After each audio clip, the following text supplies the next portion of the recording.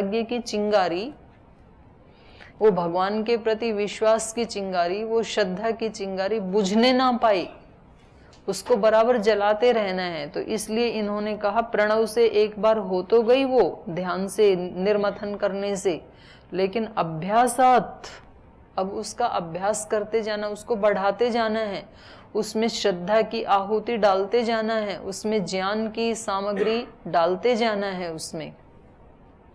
तो फिर निगूढ़वत देवम पश्येत, तो जैसे छिपी हुई अग्नि प्रज्वलित हो जाती है, ऐसे ही हमारी आत्मा में जो छिपा हुआ ब्रह्म है, जिसको युग युगांतरों तक हम नहीं जान पाए, वो फिर अभिव्यक्त होता ही चला जाता है। और फिर एक स्थिति ऐसी भी आती है कि अब आप उस अग्नि को बुझाना भी चाहें तो वो बुझती नहीं है। फिर बुझाने के लिए अनेकों प्रयास करें तो भी नहीं बुझती। जब उसी चिंगारी ने हवन कुंड में से उठ करके और इतना विराट रूप ले लिया कि पूरे गुरुकुल में लग गई, और गुरुकुल से भी उठ करके पूरे शहर में लग गई, और शहर से जंगल तक पहुंच गई। तो पिछली बार देखा था आपने, यहाँ जंगल में आग लगी थी उत्तराखंड में, 4-5 महीने तक नहीं बुझ पाई थी वो। तो फिर वो इतना विराट रूप ले लेती है कि फिर अब उसको कोई रोकना चाहे तो फिर वो रुकता नहीं है।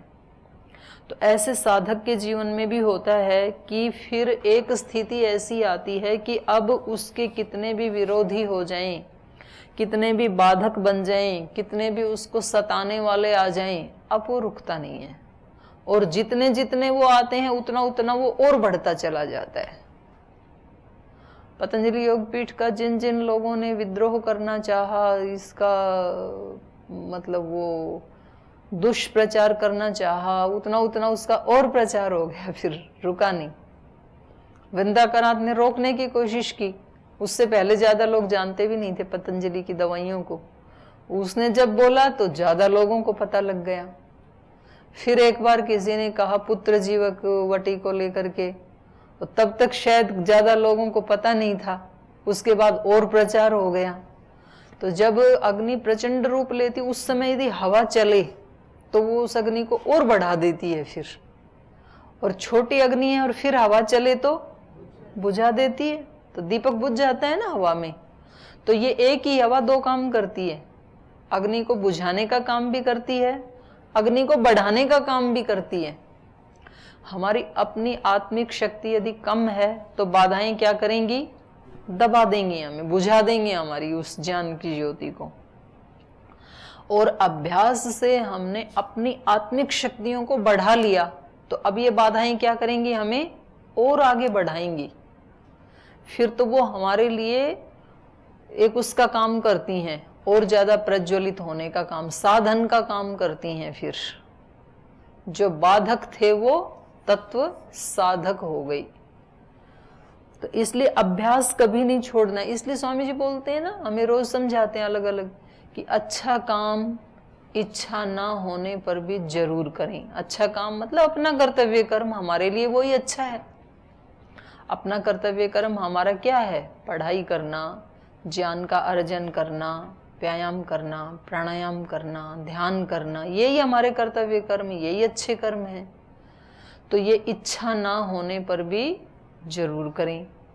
और न करने योग्य बुरा काम क्या है, आलस्य है, प्रमाद है, रोगी होना है, लड़ाई झगड़ा करना है, नाराज होना है, ये काम बुरे हैं हमारे लिए। तो ये इच्छा होने पर भी ना करें। कभी इच्छा होगी झगड़ा करना है तो भी ना करें। कभी इच्छा होगी अब सो जाते हैं, आलस्य आ रहा है, क्लास में नहीं जाएं, तो भी सोना नहीं है। तो ये अभ्यास है। ऐसा करते जाते हैं तो फिर वो ब्रह्म की जो अग्नि है वो प्रज्वलित होती ही चली जाती है।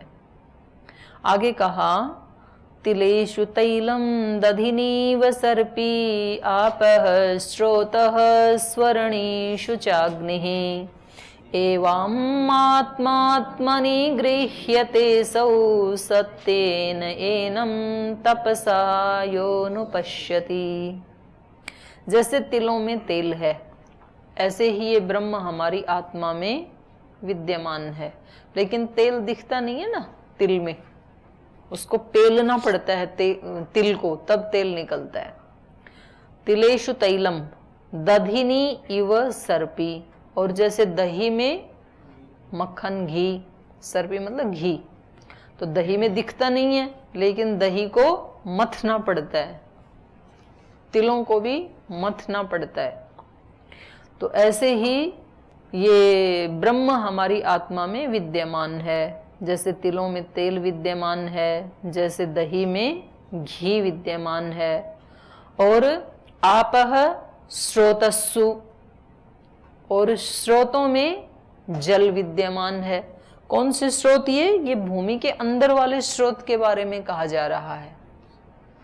जब आप कुआं खुदाई करते हैं ना, तो पृथ्वी के अंदर स्रोत बह रहे हैं जल के, और जब उसको काट देते हैं तो एकदम ऐसे पानी आता है फोर्सली।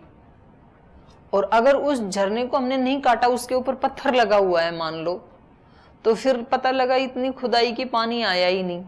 फिर मशीन ला करके जैसे उस पत्थर को तोड़ा तो एकदम फोर्सली पानी आता है। तो ऐसे झरने बह रहे हैं, तो उसके बारे में कहा। लेकिन वो कैसे हैं वो झरने? दिखाई नहीं दे रहे हैं, पृथ्वी के ऊपर से नहीं दिखाई दे रहे ना। उनकी उपलब्धि कब होती है? जब उसके ऊपर जो परतें हैं मिट्टी की, पत्थर की, कंकर की, उनको हटा देने पर उस झरने से उस स्रोत से पानी की प्राप्ति होती है। ऐसे ही ब्रह्म छिपा हुआ है हमारी आत्मा के ऊपर भी। अज्ञान के, अंधकार के, दोषों के, क्लेशों के ये आवरण लेयर्स बनी हुई हैं। तो वो ब्रह्म दिखेगा तब जब हम इसको काट देंगे, उसकी खुदाई करेंगे। तिलेषु तैलम दधिनी इव सर्पी आपह स्रोतस्सु, जैसे स्रोतों में, झरनों में जल छिपा हुआ है, दिखता नहीं है लेकिन पृथ्वी पे ढका हुआ है। और अरणीषु च अग्नि, और जैसे अरणियों में अग्नि छिपी हुई है, पर जब उन अरणियों का मंथन करते हैं तो वो अभिव्यक्त होती है। तो ऐसे ही ये ब्रह्म छिपा हुआ है हमारी आत्मा में। जैसे इन बाहर की चीजों में ये अग्नि छिपी हुई है, तेल छिपा हुआ है, दही छिपा हुआ है, पानी छिपा हुआ है, इस प्रकार से। एवं आत्मा आत्मनि गृह्यते, तो कह रहे हैं इसी प्रकार से यह आत्मा, आत्मा का मतलब है यहाँ पर परमात्मा, वैसे ही वह परमात्मा आत्मनि गृह्यते। यहाँ दूसरी आत्मा का अर्थ क्या है? जीवात्मा। तो हमारी आत्मा में वो ब्रह्म गृह्यते, ग्रहण किया जाता है, आत्मा में ही वो परमात्मा गृहीत हो जाता है। जैसे ये ऊपर बताए जो सारी चीजें, उनमें एक विशेष क्रिया के पश्चात उनकी अभिव्यक्ति होती है।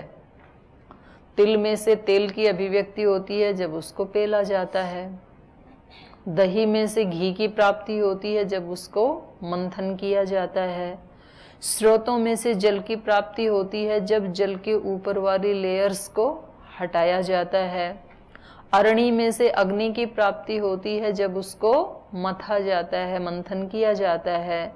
एवं आत्मनि आत्मा गृह्यते, ऐसे ही हमारी आत्मा में ब्रह्म की प्राप्ति होती है। कैसे? सत्येन एनम तपसा योनुपश्यति, जब इस आत्मा में सत्य और तप के द्वारा। तो बड़ी एक गजब की बात कही है यहाँ ऋषि ने। सत्य ही आधार है प्रभु पंथ का। इस प्रभु के पथ का, आध्यात्मिक पथ का जो मूल आधार है वो क्या है? सत्य। वहां चीटिंग नहीं कर सकते। लोक में चीटिंग कर सकते हैं, अपने आप के साथ आप चीटिंग नहीं कर सकते, क्योंकि आपका आत्मा तो आपको जान ही रहा है ना कि आप कितना भगवान को चाहते हैं, कितना संसार को चाहते हैं, कितना आप प्रकृति के सुखों को चाहते हैं।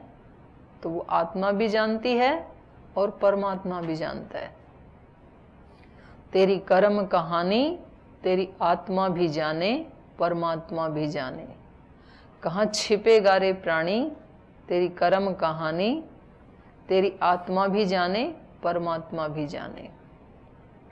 तो उससे कैसे छिपाएं? सबसे तो छिपा लिया, अपनी वाली आत्मा से कैसे छिपाएं? तो ये तो तभी उस चीज को अभिव्यक्त करेगी जब हम सत्यनिष्ठ होंगे। तो सच्चा होना ये सबसे पहली शर्त है। और ये आध्यात्मिक के लिए ही नहीं, किसी भी उपलब्धि के लिए, सांसारिक उपलब्धि के लिए भी। आप आईएएस बनना चाहते हैं, ये इच्छा जिसकी सच्ची होगी वो बन जाएगा, और जिसकी ऊपर ऊपर की होगी, जो चीटिंग कर रहा है, हाँ जी बनना तो चाहता हूँ पर क्या करूँ, एवरेज हो गया, ऐसी पुस्तकें यहाँ उपलब्ध नहीं है गुरुकुल में, इच्छा तो बहुत थी पर यहाँ कोई पढ़ाने वाला ही नहीं है। तो ये सारी चीटिंग आप दूसरों को तो सुना सकते हैं, लेकिन अपनी आत्मा को कैसे सुनाएंगे? आपकी आत्मा तो जानती है कि ये चाहता ही नहीं है, चाहता ही नहीं है तो कभी बनने वाला भी नहीं है। और जब आत्मा जानती है कि ये सचमुच चाहता है, इसके बिना रह नहीं सकता है ये, तो फिर सारे साधन, सारी कायनात जो है ना, उसको प्राप्त कराने के लिए निमित्त बन जाती है। जो मैंने आज दूसरी वाली क्लास में बताया था ना, सकल पदार्थ हैं जग माही, कर्महीन नर पावत नाही। तो जब हम सच्चाई से किसी चीज को चाहते हैं ना, लॉ ऑफ अट्रैक्शन वहां काम करता है। सारी सृष्टि हमें वो उपलब्ध करवाने के लिए जुट जाती है उस काम में। स्वामी जी आत्मा से, सच्चाई से चाहते थे, श्रद्धेय आचार्य जी सच्चाई से चाहते थे कि योग का और आयुर्वेद का एक बड़ा काम देश में होना चाहिए। तो उनको इस सच्चाई को अभिव्यक्त करने के लिए करोड़ों लोग मिले, पूरा देश जुट गया उस सच्चाई को अभिव्यक्त करने के लिए। तो जब व्यक्ति की अपनी इच्छा सच्ची होती है तो उसको इतने लोग मिलते हैं सहयोग करने वाले। मैंने देखा हमारे जैसे संगठन में काम करते हैं, हमारे बहुत सारे प्रभारी ऐसे हैं जो सच्चाई से योग की सेवा करना चाहते हैं। उन लोगों के शिविरों में 2-2 हजार लोग आते हैं, लोग जुट जाते हैं उनकी हेल्प करने के लिए। उनको ना दान की कमी है, ना काम की कमी है, और जिनकी इच्छा आधी अधूरी है कि जी ठीक है अब लगा दिया, प्रभारी हैं तो करना ही पड़ेगा, अब क्या करें जी, हमारी तो कक्षा में वही 20-30 लोग आते हैं, 20-30 ही आएंगे। फिर जिस विद्यार्थी की सच्चाई से ये डिमांड है कि इस कक्षा में मेरे को इतने प्रतिशत से कम नहीं रहना है, लेना ही है, किसी भी, ये सच्ची तड़फ है उसकी, तो सब उसका सहयोग करते हैं। फिर तो इसको कहते हैं law of attraction. Law of attraction माने जो सोचा अब वो मेरे को भगवान को प्राप्त कराना ही होगा, कोई बाधा रोक सकती नहीं। मेरा जीवन या तो मेरा जीवन नहीं, या तो ये वस्तु नहीं। जीवन है तो ये प्राप्त करना ही है मुझे, और कोई लक्ष्य नहीं है जीवन का। तो वो वस्तु आपके सामने आना ही होगा उसको। तो इसलिए इन्होंने भी कहा ब्रह्म को यदि अभिव्यक्त करना है, ब्रह्म है सबकी आत्मा में। दही में घी है कि नहीं है? कोई ऐसा दही है जिसमें घी ना हो? फैट निकाल लिया हो तो थोड़ा बहुत तो आएगा, लेकिन वहां हो सकता है फैट निकाल लिया हो तो ना आए। कोई ऐसा तिल है जिसमें तेल ना हो सकता है कोई ऐसा हाइब्रिड का बीज बना दिया हो कि देखने में तिल बहुत अच्छे हों और तेल ना हो सकता है वहां। कोई ऐसी अरणी है जिसमें अग्नि ना हो, थोड़ा तो मिलेगा उस तिल में भी। कोई ऐसी लकड़ी है जिसमें अग्नि ना हो, कोई ऐसी नहीं है। हो सकता है कुछ विशेष प्रकार की ऐसी लकड़ी हो कि जिसमें देर से अग्नि अभिव्यक्त हो, और कुछ विशेष प्रकार की लकड़ी ऐसी होती है जिसमें तुरंत अभिव्यक्त होती है। मैंने दोनों देखे, केरल में देखा, वहां विशेष प्रकार की लकड़ी थी तो वो तुरंत चिंगारी अभिव्यक्त हो गई। ऐसे हो सकता है इसमें कहीं इंसान ने छेड़खानी करके कुछ इधर उधर करके उसमें कम हो, लेकिन सबकी आत्मा में परमात्मा है या नहीं है, उसको वहां से कोई मिसप्लेस नहीं कर सकता कि किसी मनुष्य ने कुछ चीटिंग करके हटा दिया हो, क्या पता, क्योंकि वो सर्वव्यापक है, उसको हटा सकते नहीं। कोई स्थान ऐसा है नहीं कि वो ना हो। तो सबकी आत्माओं में ब्रह्म है कि नहीं है? है तो मिलता सबको क्यों नहीं है? कुछ को क्यों मिलता है?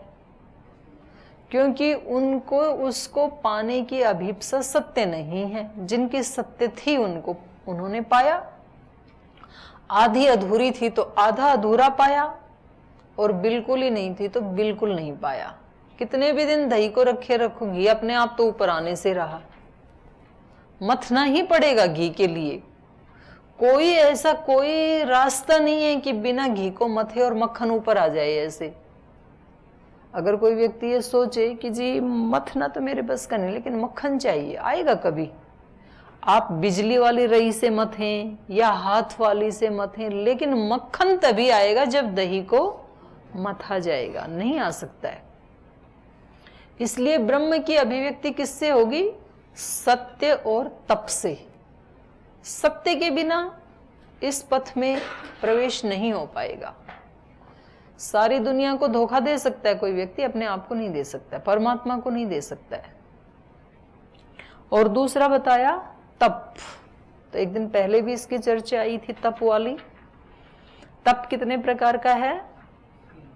11 प्रकार का। 3 प्रकार का नहीं, 11 प्रकार का। 11 जो इंद्रियां हैं उनके अनुकूल या प्रतिकूल विषय के उपस्थित होने पर उसमें चित्त की समता को बनाए रखना, यही तप है। सारी इंद्रियों के अलग अलग विषय हैं। आँख का रूप है, कान का शब्द है, त्वचा का स्पर्श है, ऐसे अलग अलग इंद्रियों के अलग अलग विषय हैं।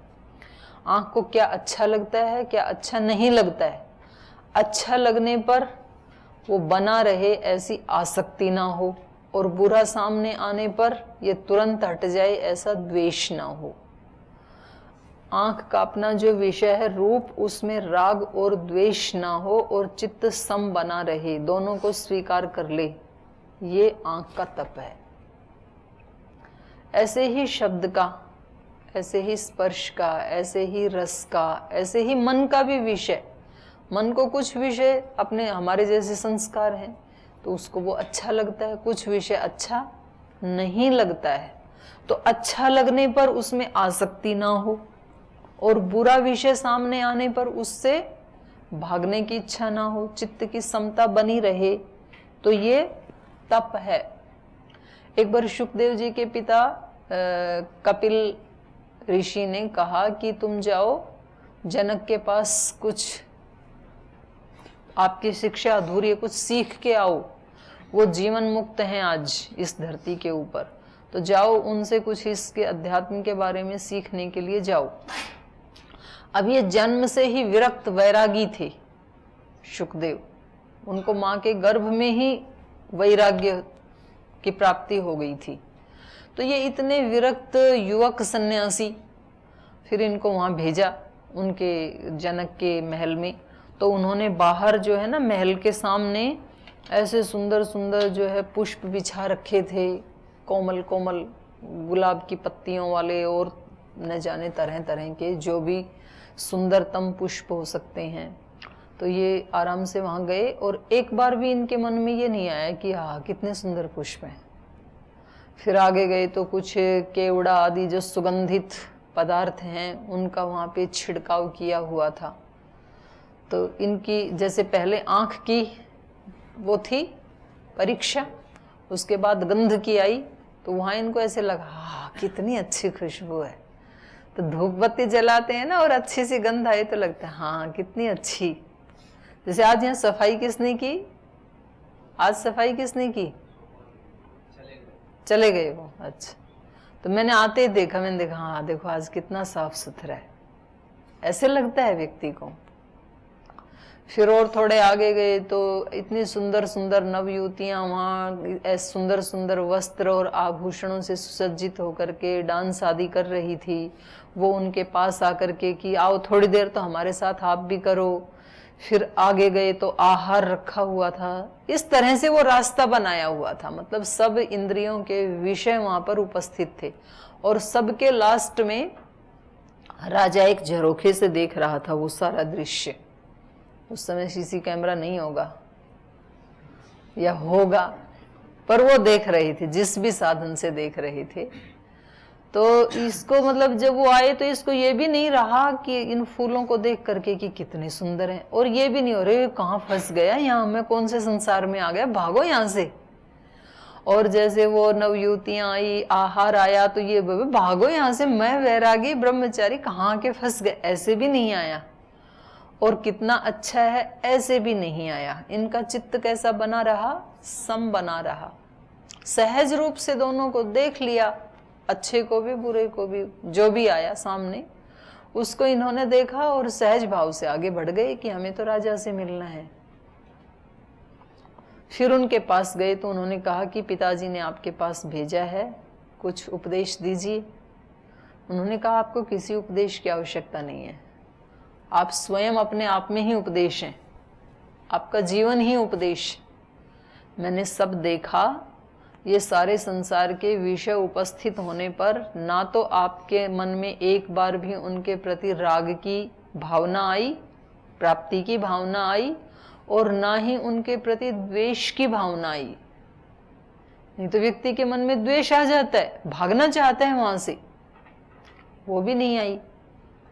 तो ये है चित्त की समता। श्री अरविंद के बारे में मैंने बताया आपको कभी कि उनके रसोई वाले ने एक बार जो है ना सब्जी में नमक डाला ही नहीं, बिल्कुल अलोनी सब्जी दे दी, और उन्होंने उसको बड़े आराम से खा लिया। और इसने चखा भी नहीं, रसोई वाले ने, श्रद्धा के भाव से कि झूठा ना हो जाए, पहले भगवान को भोग लगा के फिर ही मैं खाऊंगा। तो वो उनको भगवान जैसे मानते थे अपने गुरु को। उन्होंने सहज भाव से खा लिया। बाद में इसने चखा तो बोले अरे ये तो बड़ा अनर्थ हो गया।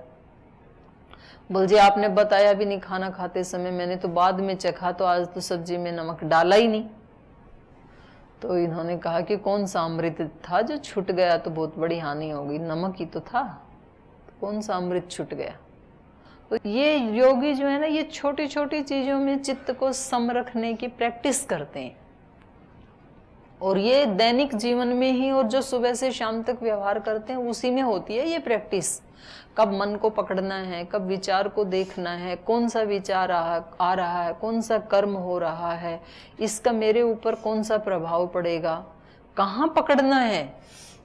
और जब ये व्यक्ति खुद को पकड़ने लग जाता है ना, तब दूसरों की तरफ देखने का टाइम ही नहीं होता है। ये दूसरों का जजमेंट, दूसरों पे कमेंट्री करता ही तब तक है जब तक अपने अंदर ये झांकता ही नहीं है, मेरे इधर क्या हो रहा है उसको देखता ही नहीं है। तो फिर खाली है, काम तो है नहीं कुछ, तो फिर बाहर ही देखेगा।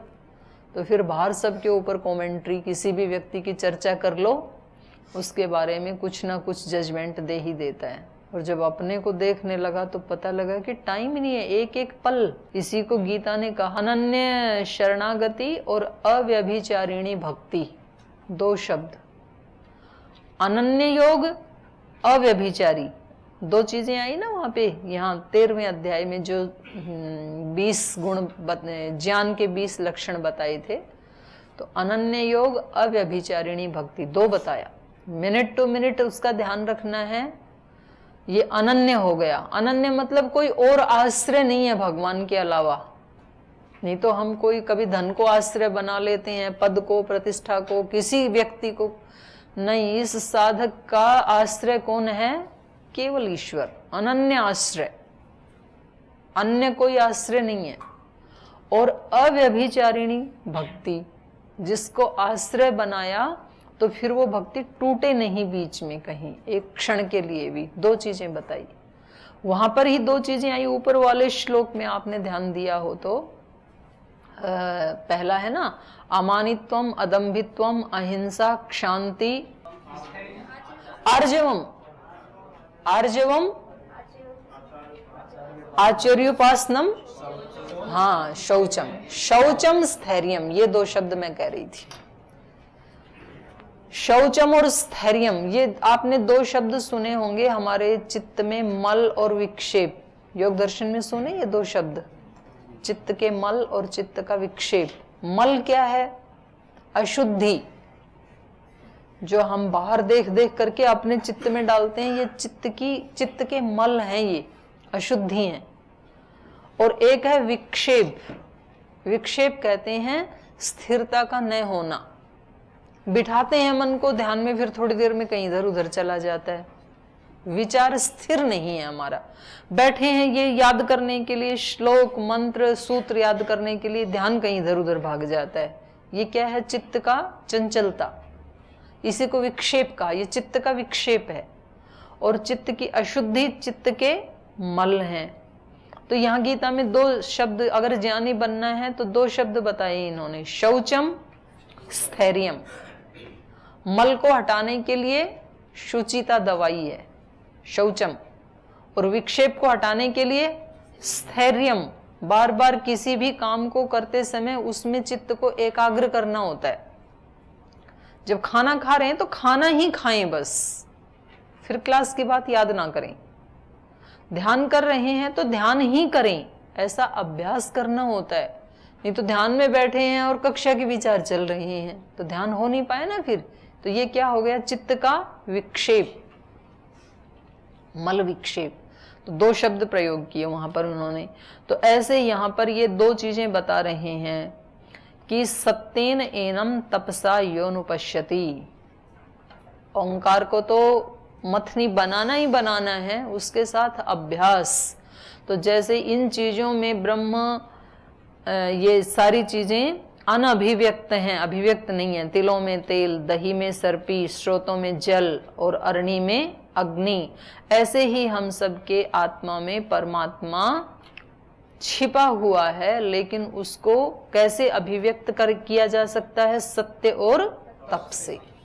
तो तप अपने दैनिक जो कर्म हैं उनमें देखना होता है हमें, कि कब हमारे चित्त को जो चीज अच्छी लगती है तो हम उसको पकड़ना चाहते हैं, बुरी लगती है तो उसको हटाना चाहते हैं, अपने से दूर करना चाहते हैं।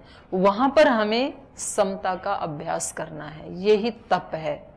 और सत्य मतलब उसके अतिरिक्त जो हमें चाहिए, ब्रह्म चाहिए, तो उसके अतिरिक्त कभी भाव में भी, कभी विचार में भी, कभी स्वप्न में भी, कैसे भी प्रलोभन सामने उपस्थित होने पर भी उनको स्वीकार नहीं करना, केवल ब्रह्म को ही स्वीकार करना, ये सत्य है।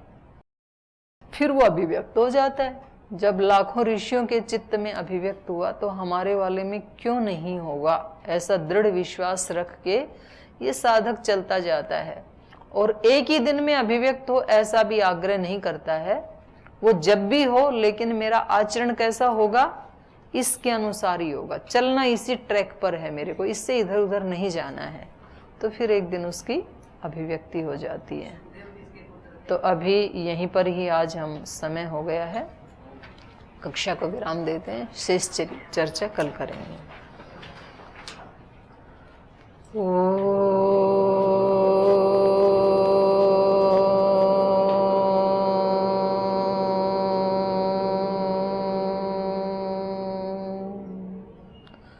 शांति शांति शांति। श्री गुरुभ्यो नमः।